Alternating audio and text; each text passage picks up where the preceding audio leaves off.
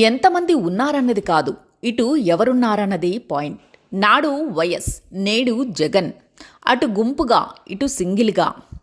అటువైపు ఎంతమంది ఉన్నారన్నది కాదు, వాళ్ళు ఎదుర్కొంటున్నది ఎవరిని అన్నది ముఖ్యం. అటు ఎంతమంది గుంపు కడుతున్నారు అంటే ఇటువైపు ప్రత్యర్థి అంత బలంగా ఉన్నట్లు వాళ్ళు అంగీకరించినట్లే.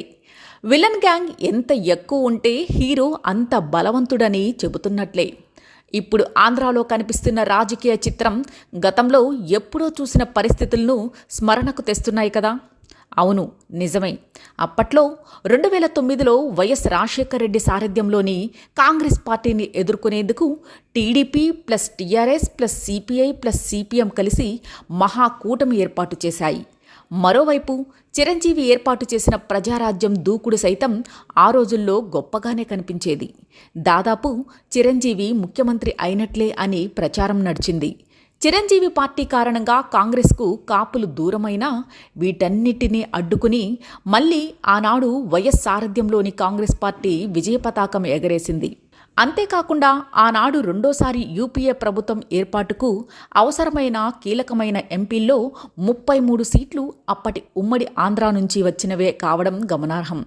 ఇదే అంశాన్ని అప్పటి ప్రధాని మన్మోహన్ సింగ్ సైతం అంగీకరించారు. ఇక ఆనాటి అసెంబ్లీ ఎన్నికల ఫలితాలను చూస్తే మొత్తం 294 స్థానాలకు గాను కాంగ్రెస్ 157, తెలుగుదేశం, తెరాస, వామపక్షాలు కలిసిచ్చిన మహాకూటమి 106 స్థానాల్లో గెలవగా ప్రజారాజ్యం 18, ఇతరులు 13 సీట్లు గెలిచారు. అంతిమంగా వైఎస్ఆర్ మళ్లీ ముఖ్యమంత్రి అయ్యారు. ఇటు సమర్థుడైన నాయకుడు